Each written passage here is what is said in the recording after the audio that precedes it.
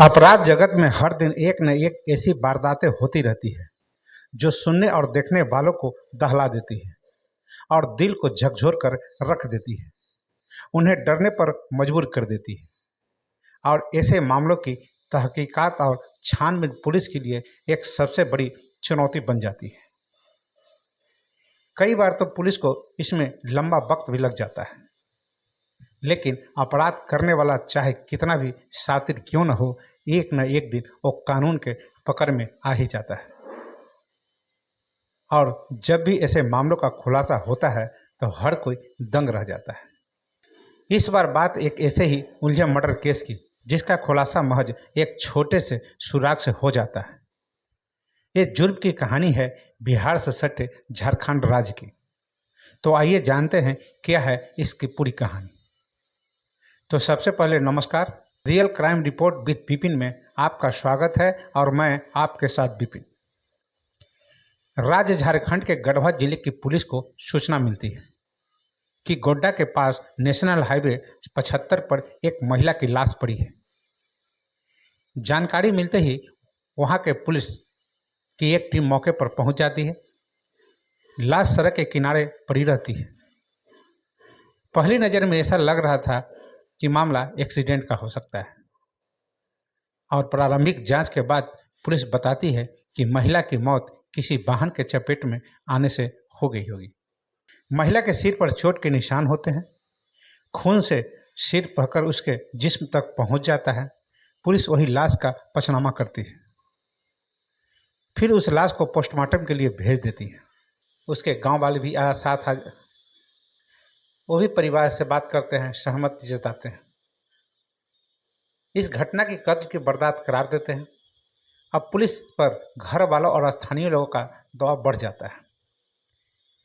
लिहाजा लोगों का गुस्सा और विरोध देखकर पुलिस इस मामले में एक एफआईआर दर्ज कर लेती है और इस मामले की जांच के लिए एक विशेष टीम का गठन भी कर लिया जाता है, जिसमें तेज तर्रार पुलिस वाले को शामिल किया जाता है। पुलिस मृतका के परिजनों और गांव वालों को जल्द ही इस मामले का खुलासा किए जाने का भरोसा दिलाता है।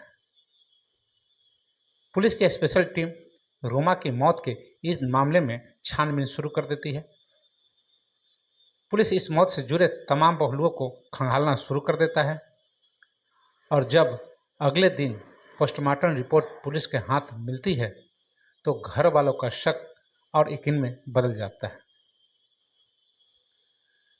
क्योंकि पुलिस को पोस्टमार्टम रिपोर्ट मिलता है उसमें लड़की की मौत का कारण सिर में चोट लगना बताया जाता है, जिसे देखकर ऐसा लगता है कि वो चोट किसी भारी चीज से हमला किए जाने की वजह से होती है। इसके बाद पुलिस की टीम फिर से मौकाए वारदात पर यानी कि उस जगह पहुंचती है जहां महिला की लाश बरामद करती है, लेकिन काफी छानबीन करने के बाद भी वहां पुलिस को कुछ हाथ नहीं लगता, कोई सुराग हासिल नहीं होता। अब जांच में जुटी पुलिस की स्पेशल टीम रूमा के घर जाने का फैसला करती है और पुलिस की टीम वहां पहुंच जाती है। पुलिस सबसे पहले रूमा के कमरे में दाखिल होती है और वहां चप्पा चप्पा छानती है। तलाशी के दौरान यूं तो पुलिस को कुछ खास हासिल नहीं होता, लेकिन उस कमरे से एक सिम कार्ड जरूर बरामद होता है। पुलिस उस सिम कार्ड को सुराग के तौर पर साथ ले आती है और उसके नंबर से उसकी जांच करती है। जब सिम कार्ड पर जारी मोबाइल नंबर का पता चल जाता है तो पुलिस उस नंबर की सीडीआर निकालती है। सीडीआर सामने आने पर महिला की मौत का राज परत दर परत खुलने लगता है और फिर सामने आती है कत्ल की एक खौफनाक साजिश। असल एक कत्ल एक ऐसी कहानी है जो एक परिवार के अंदर ही घूमती नजर आती है। पुलिस जो सिम कार्ड रूमा के घर से बरामद करती है और रूमा के नहीं बल्कि उसके पूर्व पति के भतीजे सद्दाम अंसारी का होता है। 25 साल का सद्दाम जिले के रंका थाना क्षेत्र के खपरो गांव में ही रहा करता था। जब पुलिस को यह जानकारी मिलती है तो पुलिस ने दबिश देकर सद्दाम को हिरासत में ले लेता है। इसके बाद सद्दाम से पूछताछ शुरू हो जाती है। तब सद्दाम ने खुलासा करता है, वो बेहद चौंकाने वाला होता है, कि रूमा और सद्दाम के बीच एक अवैध संबंध बन गया था। सद्दाम अंसारी पुलिस को गिरफ्त में था, उससे लगातार पूछताछ हो रही थी। पहले वो झूठ बोलता रहा, लेकिन बाद में सच उसकी जबान पर आ ही गया। पूछताछ में उसने पुलिस को बताया कि रूमा की शादी उसके चाचा हबीबुल्लाह से हुई थी, और लेकिन बाद में उन दोनों के बीच तलाक हो गया था। मगर सद्दाम अपनी चाची को दिल ही दिल में चाहने लगा था। उसने अपने दिल की बात एक दिन अपने चाची को बता दी थी। हालांकि तब रूमा ने उसकी बात पर कोई जवाब नहीं दिया था, लेकिन कुछ दिनों बाद वो भी लोक लाज सब भूलकर सद्दाम से प्यार कर बैठी, उसे चाहने लगी। अब वो दोनों समाज और रिश्तों की मर्यादा को लांघ चुके थे। रूमा ने पूर्व पति के भतीजे से ही संबंध बना लिए थे। अब मुलाकातों का सिलसिला शुरू हो गया। इसके बजाय काफ़ी नज़दीकियां बढ़ गए। जब भी मौका मिलता था वो दोनों साथ होते थे। हबीबुल्लाह ने रूमा का तलाक तो हो चुका था, इसके बाद रूमा अकेली रह गई थी, लेकिन सद्दाम के उसकी जिंदगी में आने से वो बेहद खुश थी। वो उसके प्यार में इस कदर पागल हो चुकी थी कि उसने सद्दाम से शादी करने का फैसला कर लेती है और उसे शादी करने के लिए कहने लगती है। सद्दाम शादी की बात को टालने लगता है और रूमा के जिस्म से खेल रहा था, उसे एक खिलौने की तरह इस्तेमाल कर रहा था। वो शादी के लिए कहती है और सद्दाम उसे मना करता है, लेकिन अब रूमा उस पर ज़्यादा ही दबाव बनाने लगती है।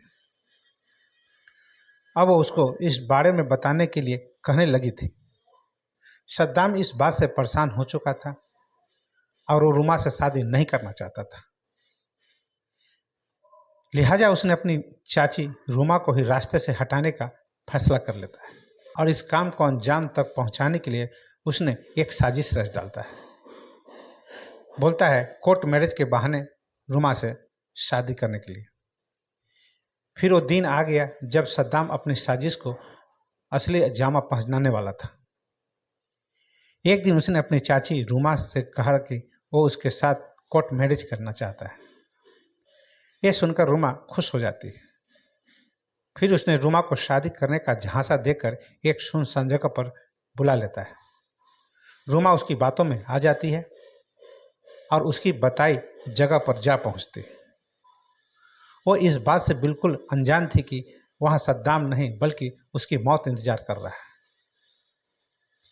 रूमा जब वहां पहुंचती है, वहां सद्दाम पहले से मौजूद रहता है। दोनों के बीच बातचीत होने लगती है। इससे पहले कि रूमा कुछ समझ पाती, तभी अचानक सद्दाम ने एक लोहे की रोड से रूमा के सिर पर जोरदार वार कर देता है। उसके सिर से खून बहने लगता है और वो लहूलुहान होकर वहीं जमीन पर गिर जाती है। सद्दाम की चाची कुछ देर तक जिंदा रहती है, मगर कुछ देर बाद ही उसने दुनिया को अलविदा कह देती है। अब वो मर चुकी थी। अब सद्दाम की चाची रूमा इस दुनिया में नहीं थी। रूमा की मौत हो चुकी थी। साजिश के तहत अब बारी थी लाश को ठिकाने लगाने की, जिसका प्लान कातिल भतीजा पहले ही बना चुका था। वो रूमा के लहूलुहान लाश को लेकर नेशनल हाईवे 75 पर पहुंचा और फिर लाश को वहां ऐसे फेंक दिया कि देखने वाले को लगे कि रूमा की मौत किसी वाहन से टकराकर यानी कि रोड एक्सीडेंट में हो गई है। यानी मामला सीधे तौर पर रोड एक्सीडेंट कर लगे। मगर कहते हैं मुजरिम चाहे कितना भी शातिर हो, वो एक न एक दिन कानून के फंदे में फंस ही जाता है। और वैसा ही हुआ सद्दाम के साथ। पुलिस की जांच ने इस मर्डर मिस्ट्री का खुलासा करते हुए कातिल सद्दाम को गिरफ्तार कर लिया। जब पुलिस ने आरोपी को 22 अगस्त 2019 के दिन बाकायदा सबके सामने पेश किया और उसकी करतूत का खुलासा किया। जब सद्दाम का राज खुला तो उसके घर वाले और गांव के तमाम लोग सन्न रह गए थे। पुलिस ने आईपीसी की धारा 302 का मामला दर्ज कर आरोपी सद्दाम को अदालत में पेश किया, जहां से उसे जेल भेज दिया गया। तो बस आज की कहानी इतना ही। फिर हम मिलेंगे एक नई कहानी के साथ, आपसे जुड़ेंगे। और हाँ, अगर मेरा चैनल को सब्सक्राइब नहीं किए हैं तो प्लीज़ कर दें। तब तक के लिए हमें आज्ञा दीजिए। नमस्कार, शुभ रात्रि।